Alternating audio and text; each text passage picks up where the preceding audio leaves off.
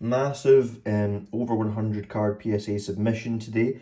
I'm going to try and run through the cards fairly quickly. I'll try to pop up expected grades and prices beside here. And I'm definitely going to make sure that I follow up this time with a video when I get the grades back from PSA. So we'll do a bit of a PSA return as well. The strategy with this is it's vast majority of my cards. There are some cards I'm submitting for a friend, which I'll show at the end. There's a lot of Crown Zenith bits, as Crown Zenith has gone up in value. I had quite a bit left over, so not all of these I'm expecting to get 10s, but even the ones that are getting 9s, I think that it's worthwhile. I've had fairly decent experience so far selling 9s on eBay, to where most of the time I think it's worth the shot, where I get at least the raw plus grading costs back. So from that perspective, it's sort of a no-brainer to go for these. There's a few Japanese bits in here, there's a few promo cards. I'm not going to spend too long on each card, purely because, again, we do have a lot of cards. There's some Surging Spark stuff in here, Crown Zenith, and then you'll see some random bits at the end. But I think there's a good few of these which do have a decent chance at a 10. Like, I'm pretty certain this guy will be a 10. And for like reference, I think this is worth like £4 or £5 raw, and then grading costs will be roughly £12–13, like maybe a bit of whitening up that top corner. And then I think the 10 value is about £45. I pulled this guy in the first ETB open from Surging Sparks, which was a Pokemon Center one. I do think it's got a chance at a 10, but it's definitely off center top to bottom slightly, so we'll see when it comes back. I'm not 100% sure if I would sell it if it came back, but we'll see. In terms of like business stuff, like actually the eBay bits have been doing really, really well. I'm consistently doing sort of 4 figures a month in sales, which is class. And I'm going to basically continue to double down on that. So we're going to see more content on PSA submissions, PSA returns. I'm going to be doing some bits on business strategy. I'm going to try and get into the whatnot stuff. I'm not 100% sure on yet how to do that. I've only ever used whatnot like once or twice. We've got a couple of these Braviaries here, which are nice to see, but I'm going to get back into making the shorts as well. I've got loads of those videos stored up. I'm going to get back to posting on Instagram as well, and TikTok, which will all be linked down below. But we'll make more long form content as well. We are days away from the release of Prismatic Evolutions, which is super exciting. Got a few bits from pre-order, so I will be sure to make opening videos of those when they arrive. Prismatic Evolutions could be a whole video in itself due to the craziness it has caused. Also, I should say that the values that I'm putting on the screen at the moment are very much subject to change depending on what happens with the market. So I opened 7 Pokemon Center ETBs from Surging Sparks. All of the promos, as far as I can tell, are probably worth grading. So for now, I'm sending off 3 of each. They all genuinely look like 10 contenders, but for the sake of being either pessimistic or realistic, I'm going to put down that some of them don't get a 10. So we'll see what happens. You'll have seen on the screen my predictions anyway. I'm also going to submit 4 of these Lucario V-Stars. Last time when I submitted them, I got 1, 10, 2, 9s. They all sold pretty quickly, so I'm like, there's no harm in submitting some more. I've got quite a few more I could submit in the future, so quite happy to send off 4 and see what happens. Again, being semi-pessimistic. We've got a few different bits from Celebrations. I was just kind of going through my old binders and I was seeing what bits do I have that's like relatively good, either no whitening, next to no whitening, pretty good centering, and like could be a decent return. And I think that sending these off as we're about to hit the next anniversary year next year is probably not an awful shout.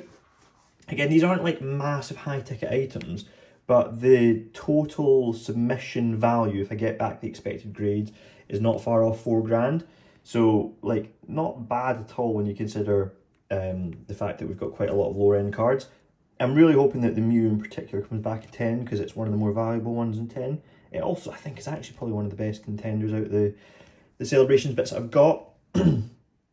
Zekrom, for instance, I reckon might come back a 9, but again, like, I'm not too fussed about that because actually what I've been realising is people are picking up the 8s and 7s and 9s that I've got on eBay. So where I have kind of made an error in the grading side of things, people are picking them up and I'm getting my money back. So having cards at different price points for me so far seems to be working. Then onto the Japanese art rares, which again for me is part of the strategy. I'm sending off multiples Not only just to boost the chances of getting a 10, but to also make sure that I've got stock in place for if one sells, I've got a backup. This is a nice wee pairing here. I actually might add in a second one of these. I thought I had 2 of those in, but I'll double check. Oh, why am I turning upside down? Yeah, I thought I had 2 sets of those in. I think I should. Got a couple of the Mesprit art rares here, which are very nice. One fan paint, again, I've just kind of gone back on that. For some reason, I've only got one of those in. Then we've got a couple of the Alolan Dug Trios, which again are pretty sick. Most modern Japanese, if you don't get a 10, you're kind of losing out. But again, in my experience so far on my eBay, which again will also be linked down below, you'll see that quite often the Japanese 9s will still sell for £20, £25, depending on the card. Some of these 151 bits I think are going to do pretty well because Japanese 151 and English 151 are both increasing in cost quite significantly. And then we've got some bits like the Yveltals here, which I just think are a particularly strong card. And English cards like these and the Tyrantars are quite expensive. And in my last submission, I had a few of these sent off. I sent off 3, got them all back at 10. I've already sold 2 and I'm on to the last one. So I would imagine these will do relatively well. I've then got some fun bits like the Drampas. Again, not massively popular Pokemon by any means, as a dragon. I just think it's a pretty strong art. Like the art is pretty strong. I think that if it comes back at 10, I can see that people would want it. So in terms of like me offering stock to customers, I think it's a relatively good strategy to have random bits like this. Have a couple of Miss Magius. Again, it's a bit different to the other ones, but we'll send off a couple of those, hopefully get a couple of 10s. Some Lickitungs, pretty cool artwork here again. A lot of people really like this, hopefully get at least a couple of 10s. This is maybe a bit more of a rogue one, a couple of Lileeps here. These have all been sort of, I've gone over all of these with lights and stuff, so I'm hoping that most of these should be 10 contenders realistically. I just am trying to be semi-pessimistic when I'm sending off multiples of cards. Maybe the Groudons and I think the Gengars last time were the only cards that all came back at 10. Everything else I got 9s, or I think a couple of them I got like a random 8 here and there. A couple of Joltics as well. And then we finish out my cards on a couple of Medichams. So then some interesting cards which I'm submitting for a friend. I don't really know much about the One Piece stuff. I think this is the expensive one. If I'm right in saying this is like 500-ish raw, maybe 1,000 graded. So interesting to see how that comes back. I've got this guy as well, absolutely no clue, but he's pretty cool. Then we go into some stuff that I do know about. This is a really nice Gyarados secret rare. The condition on it's really strong, so hopefully he can get a 10 on that, ignore any of the scratches on the sleeves. Then he's got the Mew 151 from Japanese set, which is obviously more valuable. Then a really interesting card here. This is one of those weird Pikachus. I don't actually know what it's from. I know it's like an OG sort of Japanese card, but a really interesting one. He's got a similar style Snorlax here as well.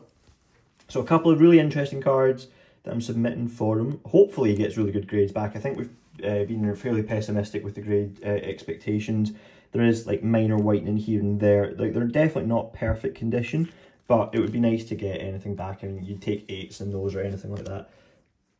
You've got a Rainbow Mewtwo, which I think is Chinese. Might be wrong on that, but I'm pretty sure it's Chinese. Either way, it's still a really nice one. Got a Crown Zenith Rayquaza there. A nice tag team of Mega Sableye and Tyranitar, which is pretty sick. Then a really nice one, a Reverse Holo Ampharos, which is, I can't remember what set it's from, but actually, considering the era it's from, the condition is really, really nice. So I think it's got a strong chance at a 10, but it'll be interesting to see what it comes back as. Last couple of cards then, we've got, I think this is Southern Islands, but might be wrong. And then level, no, is that level X? Yeah, it is level X. Tyranitar, Meganium, level X. So yeah, hopefully we will get these back in about a month and a half, and I'll make a full video chatting through all the grades, the values, how we did, and then it'll all be on eBay. But thanks a lot for watching, make sure to subscribe, and I'll have more videos coming soon.